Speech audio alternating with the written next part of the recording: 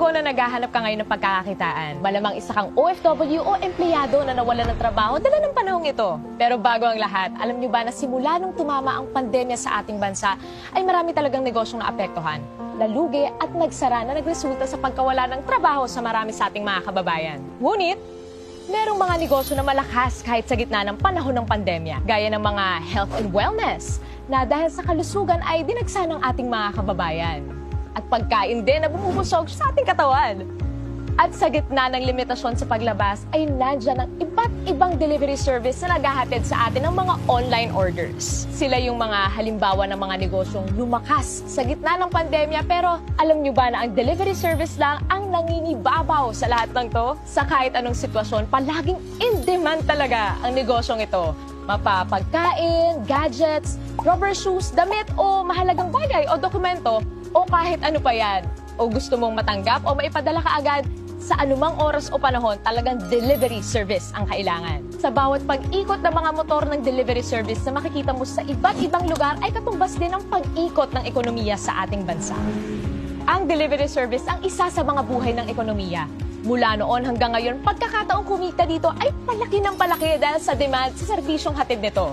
Alam nyo ba na ang operator ng delivery service ay kumikita ng 20% sa bawat delivery ng driver nito? For example, meron kang sariling delivery service na negosyo. Kung nag-average ang rider mo ng 500 pesos per delivery transaction, aba, may 20% nakita mo doon ay 100 pesos. At kung nakaka-10 delivery ang rider mo sa isang araw, meron kang kita ng 1,000 pesos bilang operator. Ngayon, kung meron ka namang 100 riders, ang kita mo sa isang araw bilang operator ay nasa 100,000 pesos. Ganon kalaki ang kita bilang isang operator. Paano nga ba maging isang operator at magkaroon ng sariling delivery service na negosyo? Hindi biro ang magtayo ng isang delivery service na negosyo. Unang-una, kailangan mo ng malaking kapital na mahigit 30 million para iset up ang opisina at maghanap ng mga empleyado para sa operations nito. Pangalawa, kailangan mo ng isang IT company na gagawa ng software at operating systems nito na nagkakahalaga ng mahigit 50 million para i-set up at i-maintain taon-taon. Pangatlo, kailangan mong kumuha ng iba't ibang permit para sa pag-operate ng negosyong ito. At pang-apat, kailangan mo pang mag-set up ng iba't ibang opisina para sa mga iba't ibang lugar na mag-ooperate at kumuha ng mga permits para dito. Mukhang mahirap maging operator ng isang delivery service na negosyo dahil sa dami ng kailangan, lalo na sa kapital. Pero ngayon, posible na. Worry no more dahil nandito na ang isang delivery service company na pwede kang maging online franchise operator.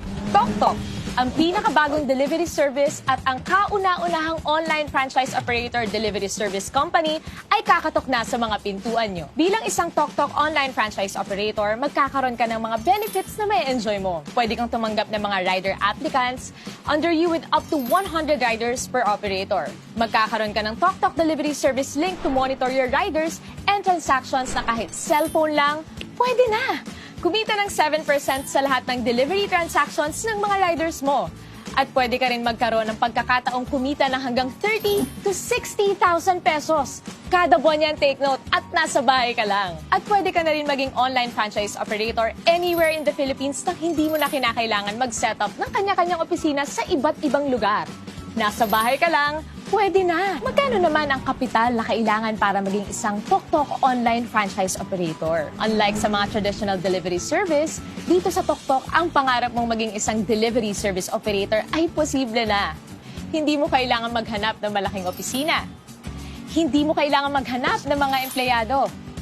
Hindi mo rin kailangan gumastos para sa IT system at software. Basta may cellphone at internet ka, pwede na! And the best part, hindi mo kailangan ng malaking kapital, hindi mo kailangan ng 30 million, 20 million, 5 million, or kahit 500,000 pesos. Pero what if, sa halagang 288,000, pwede ka na mag-operate ng sarili mong TokTok online delivery service? Mas okay, di ba? Huwag ka muna mag-celebrate dahil naintindihan ni TokTok ang pinagdadaanan ng karamihan sa ating mga kababayan sa panahong ito. Kaya from 288,000, ginawa na lang nilang 58,888 ang kapital para maging isang TokTok online franchise operator. Kaya operate na agad! Dalawa ang paraan para kumita rito bilang TokTok online franchise operator. Una, magkaroon ka ng personal delivery link na pwede mong i-post at i-share. At kapag meron kang kaibigan na nag-book gamit ang iyong personal delivery link ay 3% ang pwede mong kitain. For example, meron kang average na 150 bookings sa isang araw at nag-average ka ng 150 pesos kada isang booking. Pwede kang kumita ng as much as 20,000 pesos per month nang nasa bahay ka lang sa tuwing may gagamit ng iyong personal delivery link. At ikalawa, pwede kang kumita ng 7% bilang isang TokTok online franchise operator mula sa delivery ng iyong mga rider. Pero hindi pa tayo nagtatapos dyan. Kapag decided ka na nasubukan ang negosyong ito, nandito ang TokTok para makatulong sa inyong lahat. For a limited time only, pwede ka nang maging isang TokTok online franchise operator for a special unlimited promo price na 16,888! All in na yan!